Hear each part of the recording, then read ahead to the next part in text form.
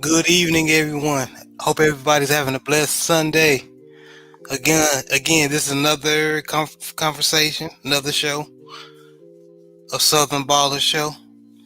I have my co-host, Coach 67 Sports TV. What's going on, brother?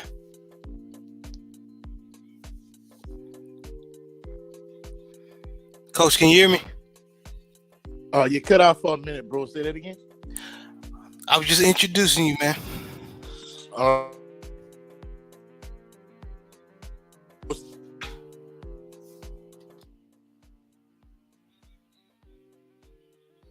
The Southern University, home of the mighty Jaguars.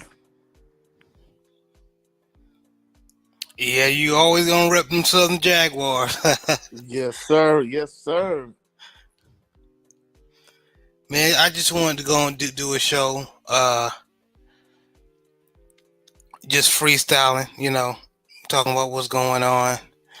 We can talk about HBCU. We can talk about what's going on in the NFL. It doesn't matter. I do want to say that uh, I know I've been doing a few episodes on basically SWAC recruiting, but I might have to drop that because I just don't have the time, ladies and gentlemen. I'm sorry.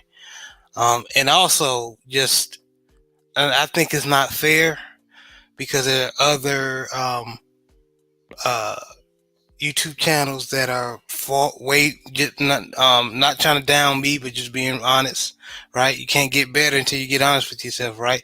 There's other YouTube channels that are way more better as far as doing research and having film on almost every player that the SWAC teams or schools are recruiting, and that's not fair for me just having a few. So that's the main reason. I know I can do it. I know I'm capable of doing it, but at this moment I'm not. So I might have to drop that series, unfortunately. So, but I just wanted to, just in case those who tune in, uh, who love that series and wondering why I stopped. That's the reason. But Coach, I want to start off with this though. Uh, Charles Barkley was on the news today. Basically, he was admitting that he, not just in basketball, the great Charles Barkley is a Hall of Fame basketball player, but just the kind of college atmosphere in football as well. Anything that includes paying the students, he's not a fan of at all. I mean, truthfully speaking, I really don't understand why. I mean, the dynamic the angle I would take in regards to that particular situation. I mean, anytime you're gonna play players from Power Fives, like your LSU's, your Dukes, your Wisconsins, your Alabamas, the Tennessee, all the SEC schools, basically all the Power Fives, PWIs. Those players are going to be compensated well, whereas you know your mid majors maybe, but more than anything your HBCUs, those players won't be compensated properly if at all. So me personally, if from my perspective, if players don't get paid, that'll be the angle I come from the perspective of SWAC players and HBCU players in general. They won't get the proper compensation. However, NCAA sports, college sports, it's a multi-billion-dollar industry. So I think it's only fair that those players get compensated and rewarded because, just to give you an example, I have a coworker. Uh, I don't know if I told you this at one point. Uh, he played for Barry Switzer, right? Yeah, you told me this story, I believe. Go ahead. All right, he played for Barry Switzer. In fact, he played with Marcus Dupree. He wasn't actually getting playing time. So he ended up transferring, and he ended up playing at a smaller school where I think he started like his senior year for certain. But the year he transferred, Oklahoma won the national championship. And just to make a long story short, basically he was saying that just the punishment that he received, like the 1.5, whatever, 2 years he had as a starter, just the damage it did just in that short amount of time. His 4 years in college. He said he couldn't imagine being a professional athlete because he said to this day, he have like shoulder pain, he have like a variety of different aches and pains. So people don't realize, especially when you make it to the NFL, you some type of professional athlete, especially NFL players.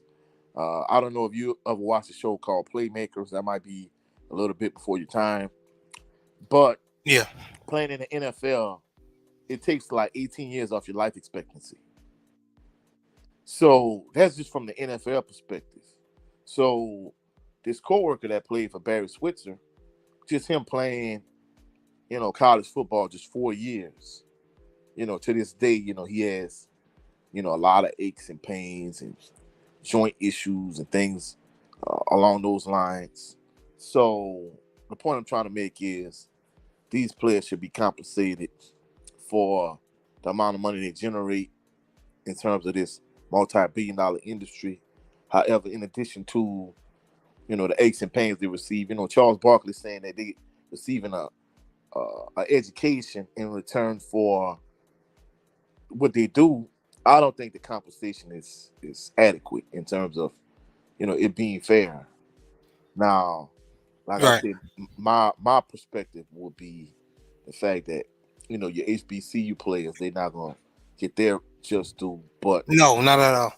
in terms of your education should suffice for the all the money you generate for these major college programs and this overall institution of the NCAA. I disagree with that concept or that notion. Me is I agree with you, brother. And I also I'm gonna do a shout out before I make go into my opinion of why Charles Barkley is saying what he's saying. But shout out to brother Hendo, which aka the Road G Pod. Thank you for joining us. Appreciate you, brother. Brandon Bazell. Thank you for joining us, man. I appreciate you, man. But I think it's basically the case. Where a lot of times the younger generation, when they're doing something different, uh that the older generation may not agree with, and then what's the first thing we say? Oh, they hating, they just hating because they didn't do it back in their day. I think that's actually the case with Charles Barkley. I believe that he is kind of probably jealous, not of the players because he's a Hall of Fame player, but as far as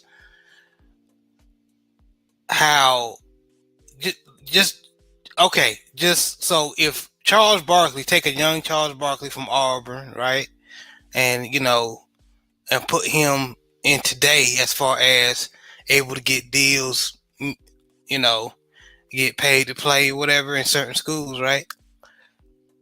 He'll be Correct. making some money before he get drafted.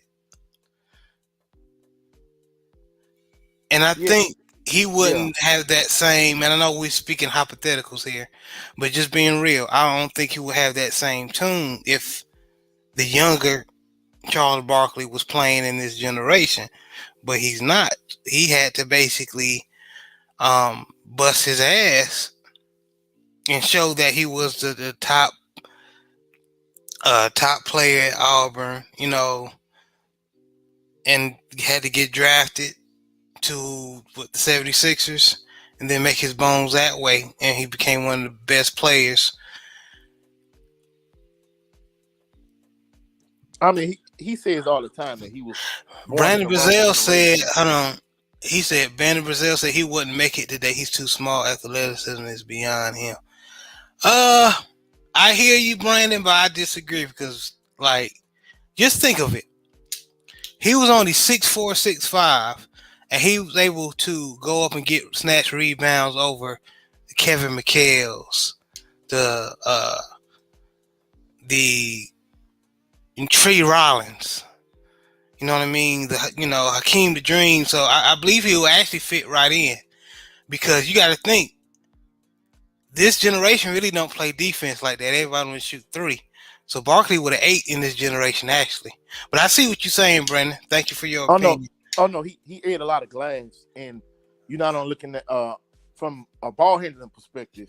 Mm-hmm. I mean, for a 4, they had him listed at 6'6", but like you said, he might have been 6'4", 6'5". But I mean, you have to realize he was extremely athletic. He was a ferocious rebounder. In addition to that, he ate a lot of glass. I mean, I think that's the thing that really would really kind of set him apart from a lot of these power forwards today is just his ability to just attack the glass and just rebound. And I think just rebounding alone, would set him apart. Not to mention the ball handling, his ability to score, his aggression. So I mean, there's a lot of facets to his game because, that's why I say often that, Zion kind of reminds me of a more athletic version of Charles Barkley, but Charles Barkley was able to grab a rebound on one end and push it and get, points just in transition alone. So I think just his rebounding, his transition points, would make him a all-star caliber player in this day and age, Yeah, I agree. And Brandon Brazil said offensive, yes, but Steph Curry out jumping him. No, I hear you. that's not even close. Charles Barkley once he got his playing weight down to 250. That's what I constantly said on our Bayou Sports Talk show. Mm-hmm. Basically, if Zion get down to 250, I think Zion wouldn't get hurt. He wouldn't be injury prone the way he is. But once Barkley got down to 250, Barkley ate a lot of glass. People don't realize how athletic he was. He a freak. That's what we're trying to say, Brent. He would have fitted right in this generation. He's not athletic on the level of a Zion Williamson. Not at all. At all. But in terms of that era, and I mean, if we going by, that, if we judging based on that criteria, if that's the case, guess what? Steph Curry wouldn't have been able to play in the 80s. But my perspective is great players just adapt to the environment they're in. That's why somebody like LeBron James, as big and as strong as he is, he's always complaining about calls. Had he played in the 80s, he just would have had to adapt to the environment. Hit. Yeah. I agree. And the Roll G Pod, he said it's positionless basketball now. And D Weezy said Barkley will operate a lot similar to how Draymond Green and Lamar Odom would have. I agree. No, I disagree with the Draymond Green aspect of it. Draymond Green is more of a hustle bunny, like defensive player that was like a ball handler facilitator type.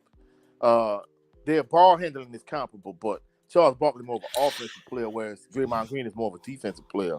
So I think from that perspective, I would have to disagree. I don't think he's talking about necessarily the type of player they are. He's talking about like the ball handling. Yeah, how athletic Draymond Green. If he has to, he'll chuck up the three. You know what I mean? As far as going back to what you're saying, adapting. You know what I mean? Yeah, I mean, well, I'm gonna be honest with you. I don't think Draymond Green is like a great athlete. I know he's slowing down because he has a lot of tread on his tires because, he's made a lot of deep playoff runs and some championship runs. But I don't think Draymond Green is like a great athlete. I mean, if he's looking at the standpoint that 3 of them are good ball handlers, I would agree with that aspect of it. But their games are not comparable. They all have like 3 distinctive, different type of games they play. You got to realize Lamar Odom, even though he was like 6'10", when you adding his wingspan, he really was over 7 feet tall when you Yeah, take all of those things into consideration, you know. yeah, you're right. Brandon Brazil said any good coach would scheme him out. He would have to get his off ball and passing skills up. And the road G Pod said, yeah, you can't compare Barkley to triple single. Oh, he talking about Draymond. Yeah, yeah, yeah. But I see what D Weezy's talking about. I don't think he really compared. They're not similar players at all as far as how they have to adapt. You know, um, Yeah, I understand what you're saying. uh, but I think yeah, he kind of a little bit salty, a little hating. You know what I mean? Charles Well, Barkley. well, this My what I was point. going to say earlier. I mean, he often says that he was born in different. Had he been born in this generation, he would be a lot richer from the standpoint of basically uh this generation of players get played a lot more than they got in his day and age. And even if you look at like 7 footers, let's say for example, Taco Fall. Had Taco Fall been playing in the 80s or 90s, oh my goodness, he would have made so much more money than he Yes, made in this that's generation. true. That's I true. mean, the fact that it's more 3 point centric pace and space. You really can't breathe on an offensive player too hard. He just was born in the wrong era. But had he played in the 80s or the 90s, oh my goodness, he'd have made a lot more money than he was able to make in this era, you know. I agree. Taco Fall. I think he's playing overseas. Um, He is. but Brandon Brazil said Draymond catching strays. Uh, but I think Charles Barkley's not looking at the history of these colleges for years been um getting paid off these young kids, and a lot of them are just going to be good to ball out in college and not. They may make a practice squad, or make the minor league, or but if it's baseball, or they make a D league if it's basketball, or it's G League now, excuse me, in the NBA, but they might not go pro. So I'm talking about the ones that are, I mean, like good and very good in college, but it's not translate. It's not, the talents are not transferring to the pros. So I'm all for them getting, if they making money, if they making money in college. So just in case if the pros don't work out, they're not out here hurting like the ones before them are. That's my thing about it. I mean, that's a very valid point. But I'll give you an example of I really don't think he really understands from he's so far removed from when he was a college player. Like as a teacher, a lot of times, the decision makers and the powers that be and the administrators, people that are in the position of authority, they don't make rules that's beneficial to the students, but most importantly, they don't benefit the teachers at all. In many instances, these administrators, they're so far away from the classroom that they really can't relate to the teachers.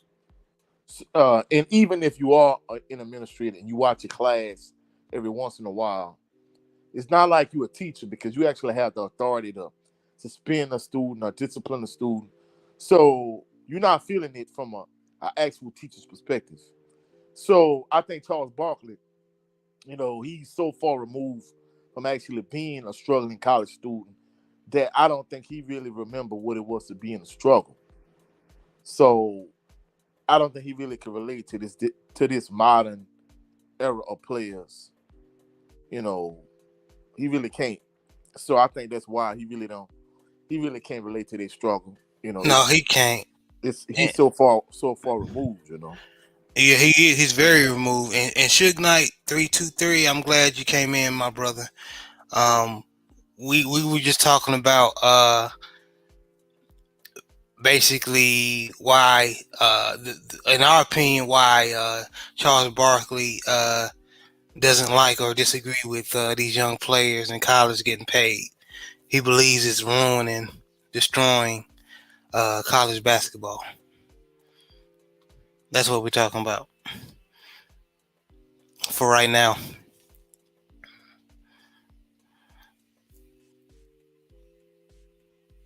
But I just don't get it, man. Like these young boys get their money because a lot of these young boys, they're starving in college. You know what I mean? So I know two people who were agree with these players getting paid in college. Like two things I can't stand Charles. Yeah, I'm not a fan of him either. But Reggie Bush and Cam Newton. Oh, you cold blooded, bro. It's the truth, and not even trying to slight them, man. It's just first of all, Reggie Bush need to get his Heisman back.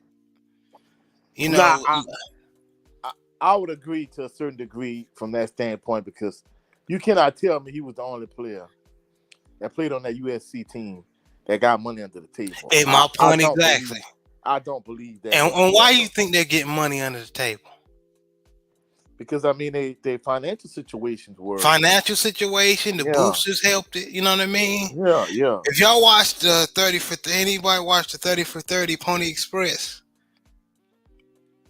that about the SMU team getting the death penalty with Eric Dickerson, and I mean that is James Craig.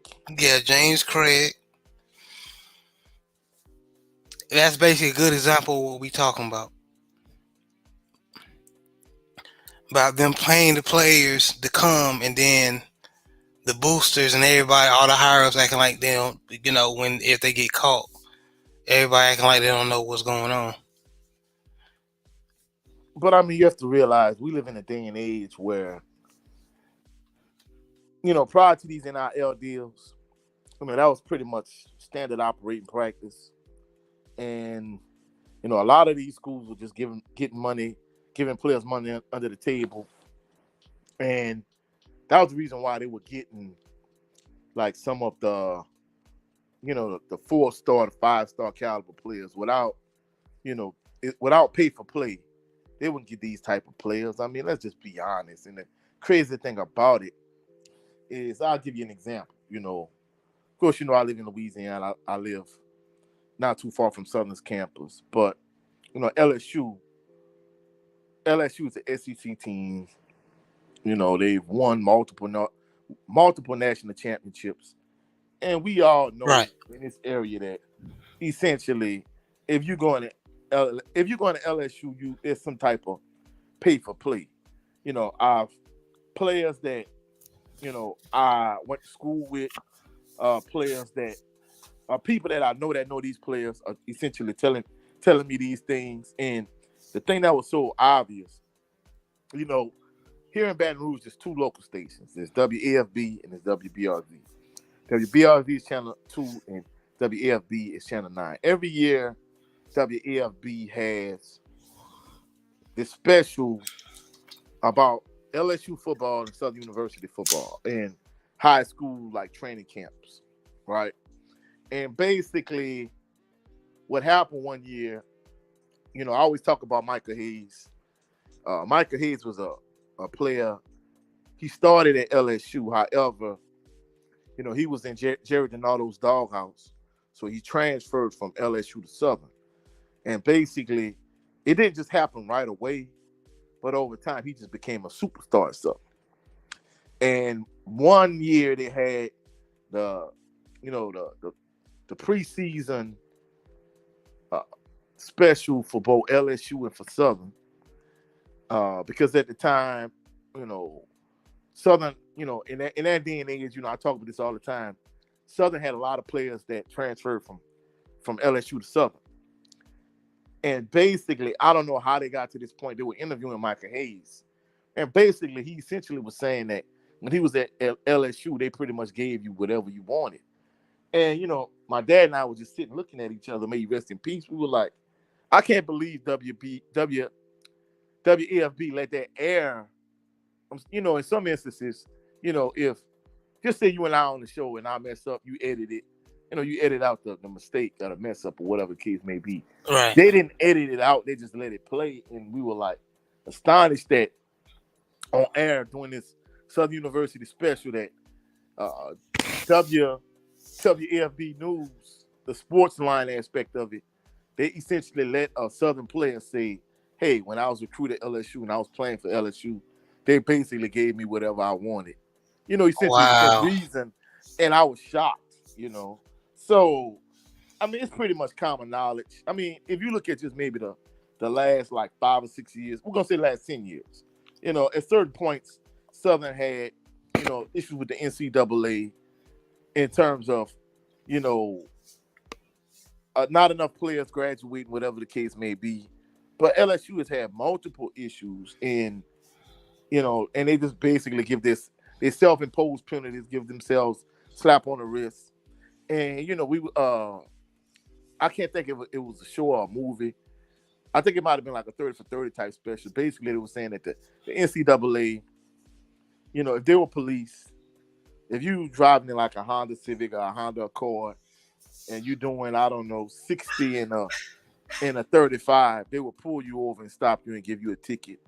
But if you're a Ferrari or Lamborghini, you driving by and you're doing 120, we're going to say 160. If they can't catch you, they're just going to let you go. And I think it's just an unfair double standard even when it comes to that. I mean, these Power 5, these Alabamas, these Georgia, these type of I'm just using the SEC schools for example. It's paid for play. These players getting paid under the table. This pre-NIL. So that's why Nick Saban, when they came out with these NIL deals, that's why he was so crying so much and doing all this, this nitpicking and this nagging and complaining, because essentially he knew it would somewhat level off the playing field.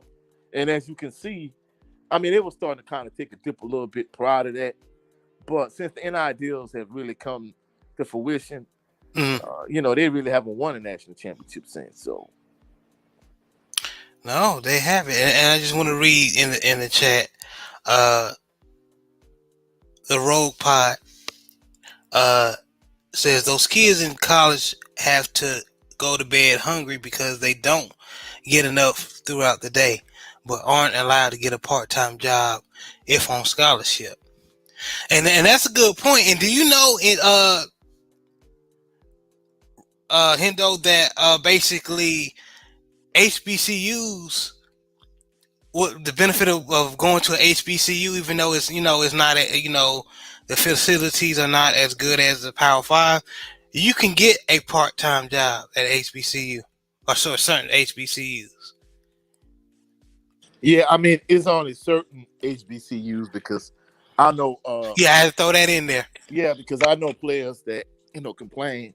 Basically, was saying that because the NCAA sanctions and violations, like certain players weren't able to get part-time jobs. And in addition to that, like a friend of mine, he's a high school football coach. He played at Southern. I'm like maybe 4 or 5 years. I'm about 4 years older than him. He actually played for Southern. And his dad and my dad, they worked at the same chemical plant, in St. James. And basically, like after one of the Southern home games, he asked his dad for money. And he was like, you on a full ride scholarship. Like, why are you asking me for money? He was like, man, they don't give us the kind of money we supposed to get. And he broke it down, and we were like, wow, that's ridiculous, So yeah, so these players not doing as well, or they not as well off financially as people might think. I mean, even if you just look at the average college student. Excuse me. You cut off, Coach. When we were in college, we know a lot of students that were just. You going in and out, Coach. But good point, the Rogue Pod. Brandon Brazil said NCAA NCAA been running their slave trade long enough. If they don't like deals, where is the profit sharing? That's a good point. I mean, big point. That's a good point. But and going back what Hendo said, aka the Rogue Pod, basically these kids in these schools starving. All right, can't most especially at the Power Five jobs are not allowed to get a part-time job, right? So what do you think? You think if a booster somebody come with maybe 10,000, $5,000, hey, if you get 2 touchdowns, I give you $10,000 if you beat Arkansas against Arkansas. What you what you think is going to happen? I mean, And I you think that going to dollar. bed and you can't hardly afford to get Vienna sausages or bologna to put on your hot plate. You Go know, ahead, Coach. that's a very real situation. I think the dollar amount is a little bit inflated. In fact, have you ever seen the Yeah, movie it called? is. Go ahead, Have you Coach. have you ever saw the movie called Program? No, I haven't. All right. Well, anyway, is this movie starring Omar Epps, Holly Berry, and essentially what you're saying is basically it's the same scenario. It's like a real life. I mean, of course, all these movies. When they say art imitates life, it might not be a specific situation, but essentially, it's based on situations that actually happen. So anyway, so in this particular movie, uh, is about ESU, and essentially, you could just take that E and make it an F because ESU reminded you in the movie so much of Florida State. Right. But anyway, this was at the time before, of course, you had bowl games, but you didn't have the bowl championship series, and of course, you didn't have the college playoffs at the time. So of course, if you were in a certain conference, you went to a bowl game, and of course, the way it was structured, if you didn't win the conference championship, you didn't get to go to a bowl game. Not a prominent bowl. Anyway, so basically, this coach, he was a real prominent coach, making big money, and they missed, going to a major bowl like multiple years in a row. And Omar Epps, he was a big time high school player, and they recruited him, and of course, they rolled out the red carpet. They had Halle Berry walking around campus. When he pulled up, they had cheerleaders, the band playing for him. They made him feel welcome, made him feel at home. At the end of the visit, he gave Halle Berry a kiss, that type of thing. So essentially, they rolled out the red carpet to get him. A lot of teams were, recruiting Michigan, whatever the case may be. So he ended up going to ECU, and basically, it just kind of go through the journey that they went through, during the course of the season, and basically, he had veteran players. He at one point he went to the team, one of the team captains, who was a junior at the time, All-American middle linebacker named Alvin Mack. He was like, a booster gave me like $50. He was like, oh, don't worry, once you start, it'll be 500,000, depending on how well you play, And he was like, I thought that was against NCAA violation. And he was like, man, look, you can't get no part-time job like you said earlier, and you can't do this, you can't do that. So you gotta take your money where you could get it. He was like, in fact, just take that money and give it to me. He said until you see the light. He was like, man, the athletic department get $1 million just for going to a bowl game. So everything you said is, if y'all get a chance, this movie was like literally in the early to mid '90s. The name of the movie is The Program. Uh, it's loosely based a lot on Florida State, if you ask me, because the school colors, the stadium, all of it is, if you ask me, just based on Florida State, But Of course, Florida State was like, one of the top teams at the time in college football. They were perennial national championship contenders. So, essentially what you just laid out, everything we talking about is laid out in the program. The boosters giving the players money under the table. Of course, if you do something, they covering stuff up, sweeping it under the rug unless it's something too major. If it's anything like super major that they really can't cover up and you embarrass the program, then you kind of have to take your lick. But I mean, it was a pretty good movie. If you get a chance, I don't know if it's on Netflix or whatever, one of these streaming services. Maybe you can rent it on YouTube. But like, it was the big movie.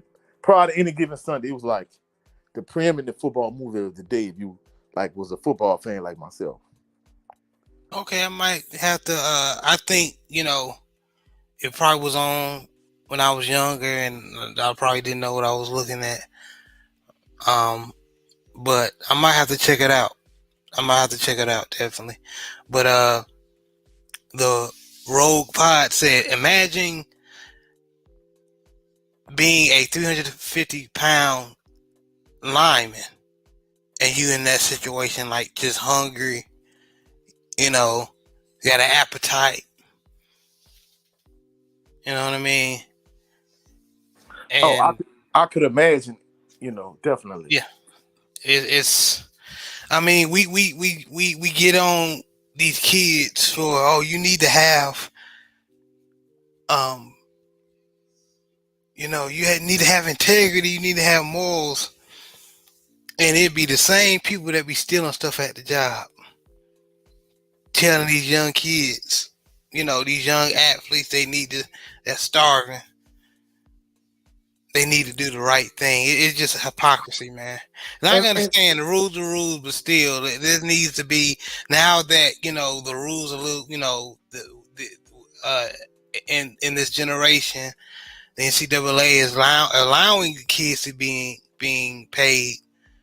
Well, certain schools, I have to put in that disclaimer. Certain schools,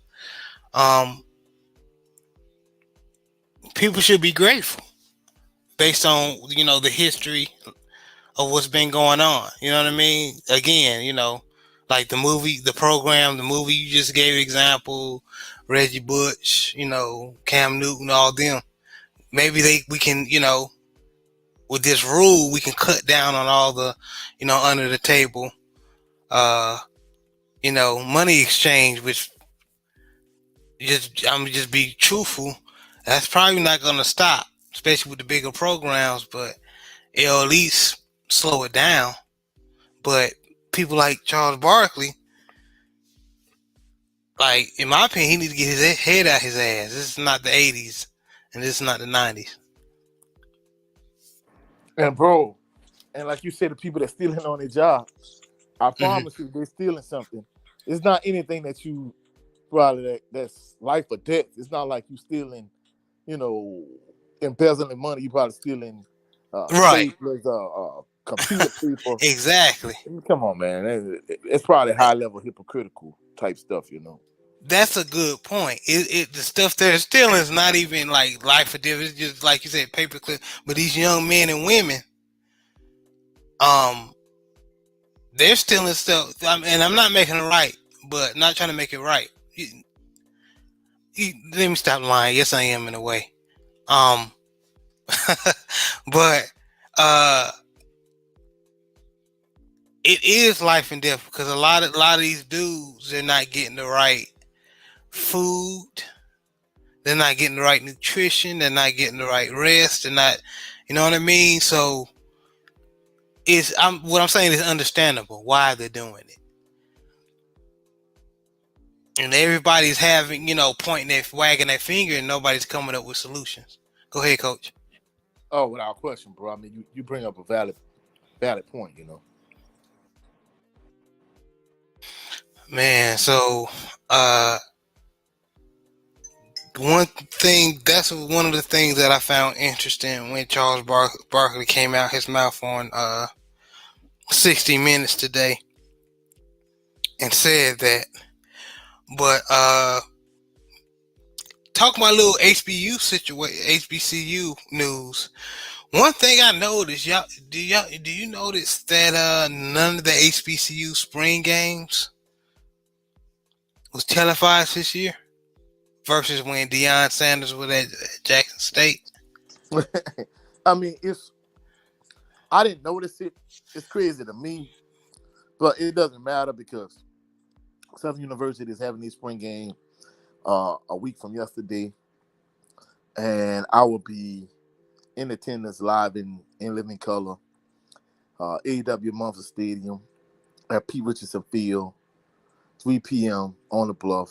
I'll be there. So, but like you said, it's crazy. I mean, we all knew that.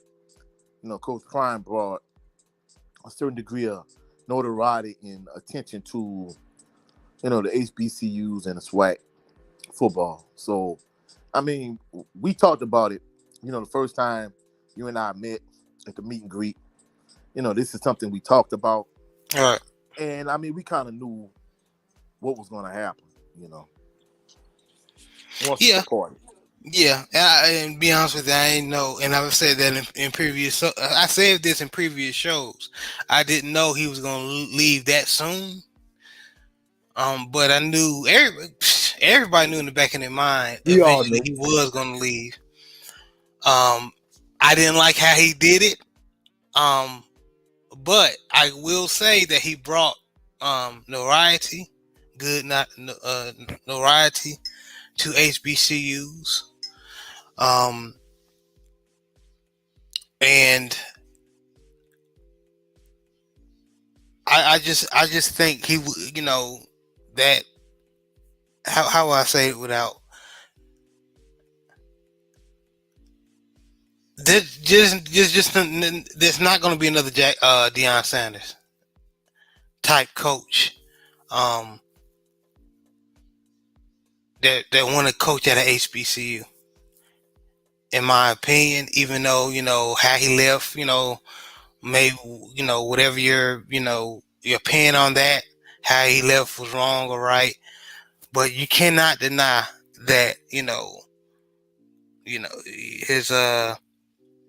his bravado, his charm, how he talked, it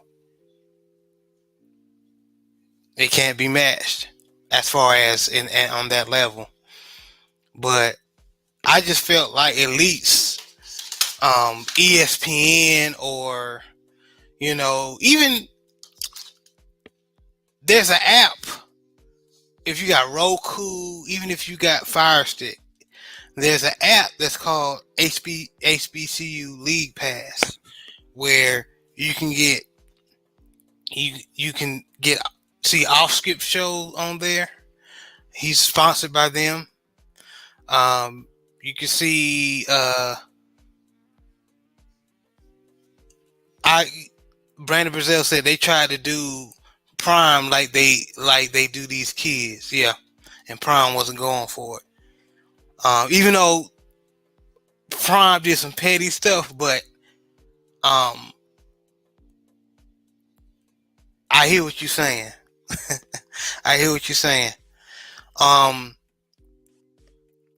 But my point is, you have all these apps that can help, put these HBCU teams, especially the SWAC, put some light on these brothers. You know what I mean? These young brothers. Now that Deion Sanders is gone, it's like the hell with him. And don't get me wrong, before Deion even came to HBCU, Jackson State, don't get me wrong, Grambling had a history. Jackson State had a history.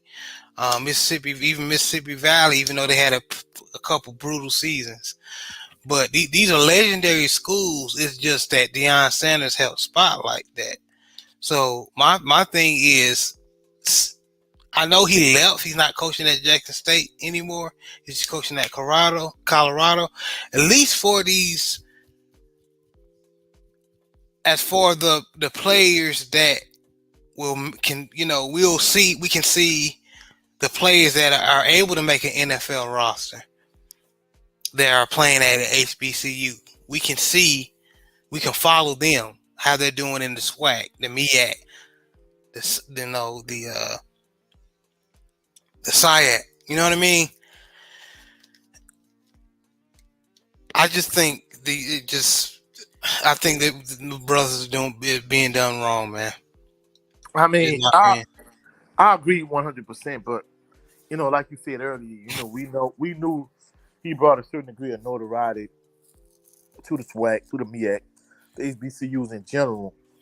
But I think the thing that I agree and kind of disagree with, Okay. I think maybe some some Hall of Fame caliber players. Coach Prime not gonna be the last. I don't think Ed Reed will be the last that'll have interest in a HBCU type of job. But I agree with you from the standpoint that he's kind of anomaly. He's an anomaly. Even if you just say you get another Hall of Fame caliber player that wants to coach in the SWAC. Just say, for example, I'm gonna use Marshall Faulk. The reason I'll use Marshall Faulk is because he actually had interest in Southern jobs Yeah, yeah, yeah. We spoke um, about this. Yes, he did. before Jason Rollins. Uh, Supposedly they were going to go in the Marshall Faulk direction.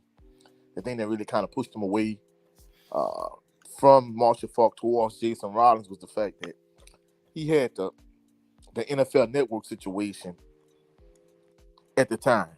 So with the NFL Network situation, he was under investigation. I don't know if a sexual harassment lawsuit ever came of it. Definitely no criminal charges came of it. But the point I'm trying to make is, at the time, he was drawing too much negative attention, so Southern shied away from that situation. But the point I'm trying to make is, even if you look at a Marshall Faulk, he's a Hall of Fame caliber player too, but he's not Coach Prime from the standpoint of, him having that level of confidence, that level of bravado, that type of mouthpiece, that swagger. That he's not that level alpha. What I mean by being an alpha on that level, most of these guys that play professional sports, they have A-type personalities, but somebody like a Coach Prime, when he walks in a room, he lights the room up. Exactly. All the That's my guys, point. Yeah. all the guys want to be him. All the women want to be with him. That type of thing. Like the nature boy Ric Flair, like styling, profiling type situation where, wow, like, hey, all the guys are jealous of him. All the women want to be with him. He's that type of guy. So even if you bring an Ed Reed into the equation, Ed Reed, even if he was at Bethune-Cookman right now as we speak, he's not as well spoken as Coach Prime.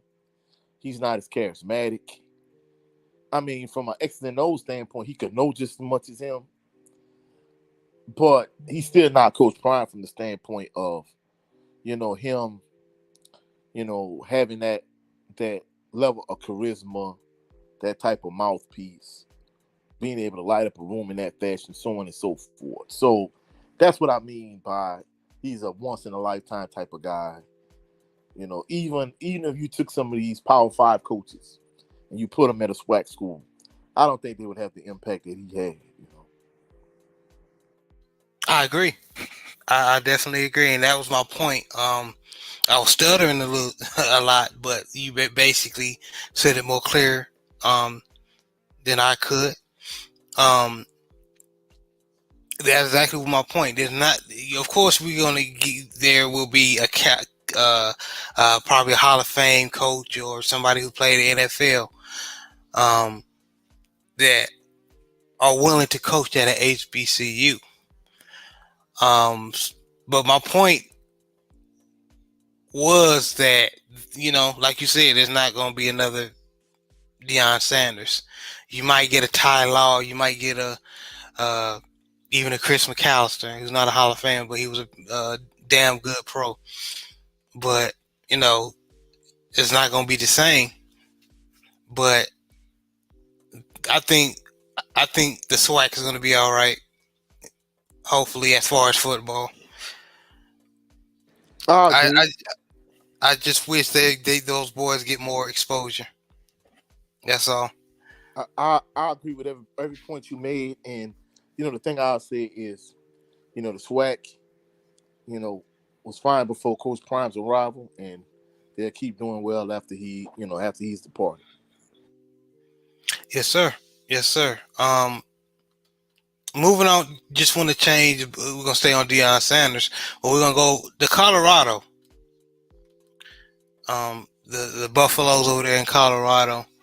Um, on YouTube, I'm subscribed to Deion Sanders Jr. YouTube channel called Well Off Media. And sometimes a lot of times actually when he posts, I'll watch his videos, basically going over, have a lot of content, him, joking around, or, seeing how it is behind the scenes with Coach Prime and the coaches, some of the players, staff, all that is pretty good stuff. And from, if you just Google Colorado football, you just see a lot of people excited about Deion Sanders being there, and the new crop of recruits or the football players that are collegiate football players that he has sorted out to play under him, and everybody is eager to see how he's gonna do in the Pac-12. And if you remember last show, we basically did I know it's way too early, but we did, basically, I guess basically on how he's going to do going forward. Is he going to at least have, win, a 5-win season, 7-win season? Because to be honest with you, the players that he have, they look decent, but I don't know. And he's done. He's he lives in the transfer portal. He lives in the transfer portal. But my thing is, this is not Jackson State. Even though USC is not beating Alabama, they have a whole bunch of 5-stars on that squad. 5 stars or 4 stars on that squad. You feel me? So yeah, I feel you. I'm eager to see how he done. How he's gonna do. I'm just eager. And I mean, to be honest, it's gonna be a much bigger task for him to have success at Colorado than it was for him in Jackson State.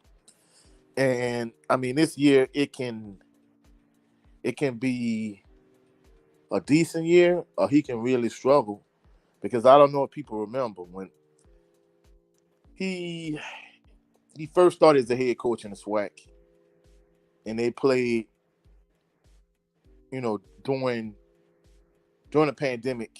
Well, technically, we kind of still in the pandemic, but I mean, from the standpoint of where, we had a lot of issues with COVID, the SWAC opted not to play that fall, and they pushed the season back to that spring. Yeah. When he first started playing, when they played in the spring, and I watched his team, I mean, he struggled. Now, you fast forward to that fall, they were a much better team. So I wouldn't be surprised if he struggled at Colorado the same way he struggled the first time he coached Jackson State during that spring season. I wouldn't be surprised at all. Now, if he did have success, because I mean, you have to realize he's getting 5-star players to come for the future. But even now, like you said, he's gotten a lot of transfer portal players. I mean, he seems like he has a lot of good skill players, but I think the same issue he had when he first came to Jackson State was the fact that they struggled up front in terms of the line play. It seems as if I can, make an early prediction, if they struggle in any area, as a Buffaloes team, it seems as if that's where they're going to struggle. Yes, because I'm not gonna lie. If you go and watch because like I said on Well Off Media, Deion Sanders Jr. YouTube page, supporting the Colorado football team. They have he has whether you know he's doing a video. He's showing a video with them doing drills, and a lot of the offensive line play. I'm just being real and just picking, just confirming what you're saying. Unless he's there, he's gonna get more better offensive linemen in the transfer portal. It's not looking great. Just being real. I could be wrong, but just seeing, you can just look at it and see. You know what I mean? And even on one video where the offensive line coach was yelling at the tackle because he got beat bad. So I definitely agree. That's one problem they're probably going to have, but he could, we just talking.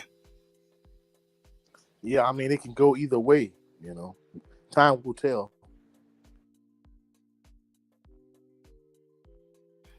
But I just want him to do good, though. I really do.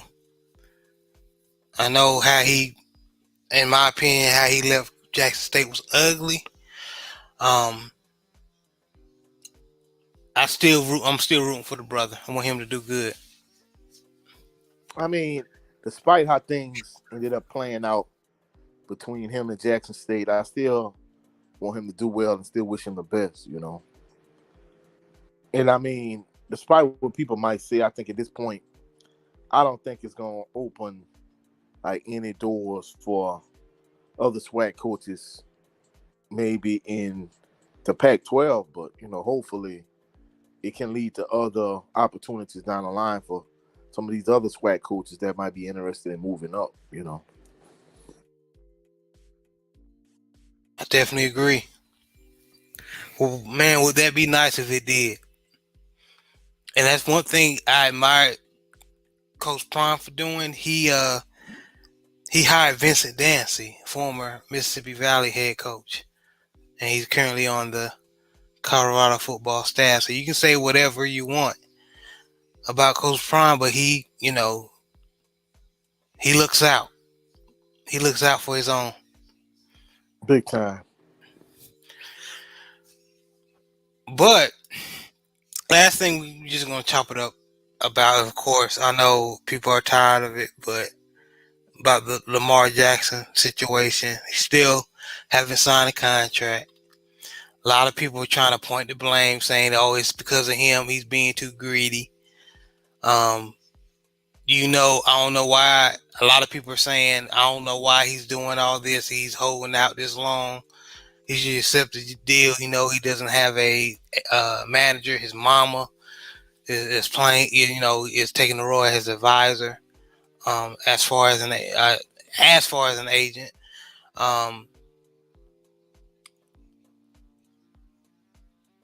I just don't get why, if a young man like Lamar Jackson wants to take a stand, he knows how much he's worth. Why is everybody having a problem with it? And don't get me wrong, it's hurting me being a Baltimore Raven fan. It's hurting my heart. I want him to just go ahead and sign. But as a man, ultimately as a black man, I can understand. Like, you're not beefing up the offensive line.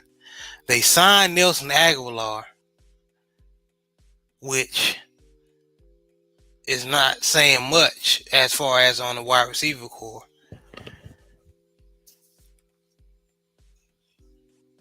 As far as in free agency, why would I resign back to Baltimore? I mean, the crazy thing about it is, despite what people might think, I really think, like you and I and the rest of the brothers talked about the previous show we were on, I think there's a degree of collusion that's at play, because I don't know if I sent you this. I'll have to send it to you. Basically, I don't know if you know Pat McAfee. Pat McAfee used to be a punter for the Colts. Yeah, I love the show. Yeah, on Yeah. his show, uh, he had a clip of Ozzie Newsome, and basically they were talking about how uh, a lot of owners were. I already said this, but the owners were upset with the Cleveland Browns for the way they handled the situation with Deshaun Watson. Essentially, they were so thirsty and so desperate to get a franchise quarterback that they gave him a fully guaranteed contract. And basically, like no other NFL team won't be the next team to give a player a fully guaranteed contract. Because if they do, once can be an anomaly. However, if it happens twice, now it's a trend. Now every other major franchise quarterback, they're going to want a fully guaranteed quarterback. Then it's going to spill over into the skill positions in the offensive side of the ball, then the defensive side of the ball. And essentially what they're trying to do is basically, before there's a market for that, they're trying to suppress that market. So essentially that's what it is. And the Ravens offered him a 6-year contract for maybe like $300 million, but it was only 3 years, 133 that was guaranteed. So essentially, he didn't even get. He got maybe just a little bit more than half of what Deshaun Watson was guaranteed. So, the NFL Players Association basically told Lamar Jackson, basically out with Deshaun Watson, you should do what you need to do because, despite what people may say, Lamar Jackson is a better player than Deshaun Watson. Deshaun Watson fully guaranteed. I agree, Lamar definitely. Jackson should get at least 250, 265, 275, whatever the case may be. And, on Pat McAfee show, they brought up this issue and this topic. And basically, I've been saying it for a while. That's all it is. It's a collusion type thing. And, this might seem like a unrelated subject. I don't know if you know this content creator. Her name is Just Pearly Things. Right. And essentially, You had cut out. What she was her name? she became her name is Just Pearly Things, right? Okay. And she became real popular by addressing red pill issues and relationship dynamic issues between men and women, and basically how modern women they want traditional men, but they're modern women. All right, so and recently, what she ended up the controversy with her is the fact that basically she kind of said like slavery is being embellished and it wasn't as bad. So she's kind of going at all this fame and attention and this notoriety. She's a major YouTube content creator. But now at this point, she really kind of showing who she is. She's showing you that she's the white supremacist that she really is at heart. She's really not this modern woman. I mean, this not this traditional woman that invaded the black, red pill space to become popular as she is. So the point I'm trying to make is she's showing who she really is, and these owners they showing who they really are in terms of Mm. Lamar Jackson situation. I mean, if it was all about the best players and paying them what they're worth and so on and so forth, they would just pay this man. But because they're trying to suppress the market, and essentially it's all about making money. When we talked about the DeMar Hamlin situation months ago, basically we brought up a whole different dynamic. So once you add in the DeMar Hamlin situation and a Lamar Jackson situation, it's going to be a real issue between the NFL Players Association and the NFL owners. Right. Because, based on what happened with DeMar Hamlin, there's no way, they shouldn't have more in place for these players, if they get severely injured, if they have life-threatening injuries, so on and so forth. And with the Lamar Jackson situation, when you have a player of this caliber, when you got a player that's not as big as him in terms of, his accomplishments, his win total, his win percentage, his completion percentage, so on and so forth. When you're a player that's far less accomplished In addition to that, he's had all the off the field issues he's had. If Deshaun Watson got 225, Lamar Jackson should get 265 fully guaranteed. So I think it's gonna come to a point where essentially all the other players, all the other owners, they're just kind of standing around with like, hey, we're not gonna be the next team to give a player a fully guaranteed contract. I think if another team just jumped in, whether it's a team like the Falcons or a team like the Washington Commanders or so on and so forth, if somebody gave him that money, because all he need is one team, then I think the issue will be resolved. But until that point, I don't think any of these teams gonna have enough testicular, intestinal fortitude to go on here and give this man what he's earned and really deserves. And that's gonna hurt me, but it me being a Baltimore Raven fan, but it is what it is, man. Get your money, Lamar. Just hopefully that Bashotti can get his head out his ass, and we got pieces. Man, trade Queen, get rid of JP Marcus Peters,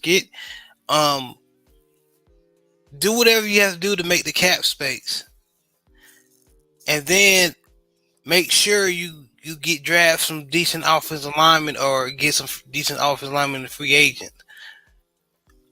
agency, and ultimately get a big body wide receiver that can catch.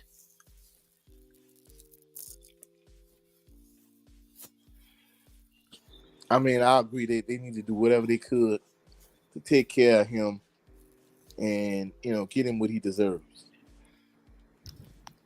This is not the 2000s, 2005, or even the 2000s, 2001, where you can just run the ball. And I said this on the last show, where you can just run the ball and really have a subball passing game. You need to have wide receivers to throw in this generation, in this era of football, I just say. Yeah, because Nelson Aguilera is not gonna kid it. No, at all. Man, if I'm subscribed all to the Baltimore Ravens channels. My brother Hondo, he's in the chat. The Road Pod, him and Sip the Tally and Lunch Break Hot Take, all those brothers, man.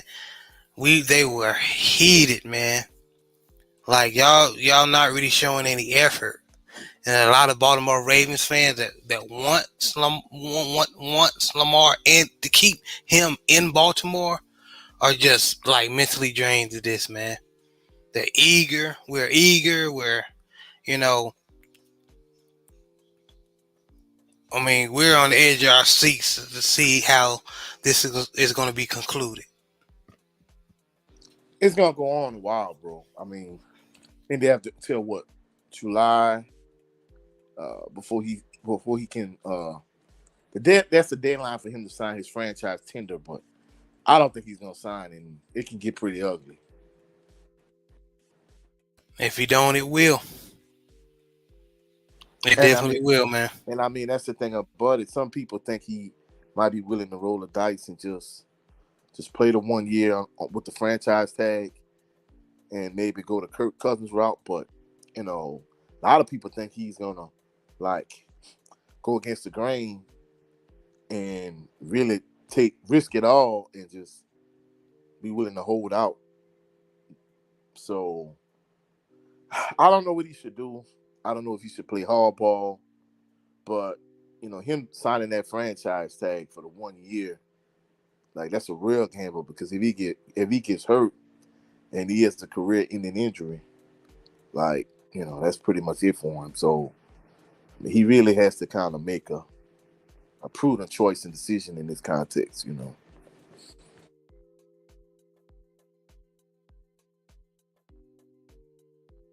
I agree, man. But I wish the brother all the best, because despite what people may say, he is elite. he definitely is elite. There's no question. It's just,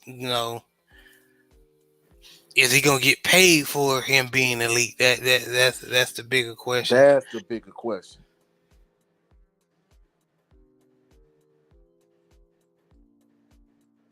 But it's a headache, man.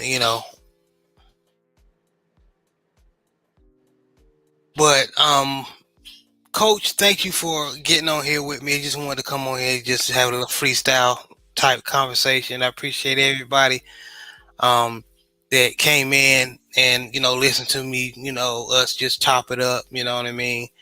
I appreciate it. As y'all can see, this is I'm just starting my channel. I probably had my channel for just one for a couple of months. So all the people that came in. No matter how many, I'm very thankful. Thank y'all, man. I appreciate y'all for showing love. Coach 67 Sports TV. How can people find you? How people can see you? How they can reach you?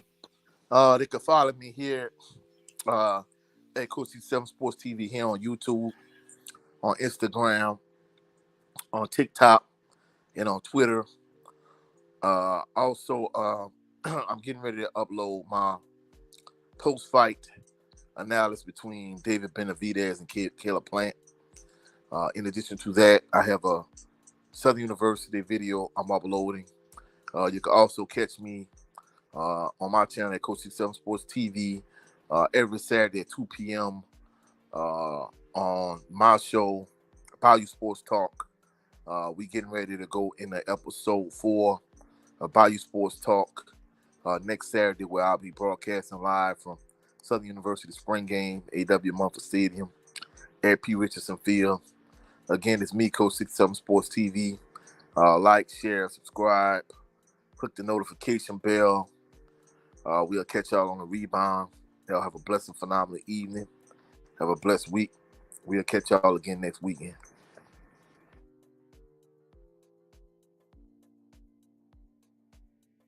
All right. Sorry, I had to tend to my dog, but I appreciate you coming by. Shout out to the Mighty LDBC. Please support Sip the Tally, Lunch Break Hot Take, the Road G Podcast, Hendo. Basically, they just don't talk about Baltimore Raven football, but mainly they do. But they talk about other things. So please support these brothers. They're doing good things on YouTube. I know I'm missing a whole bunch of other brothers, man. But charges in my head, not my heart, man.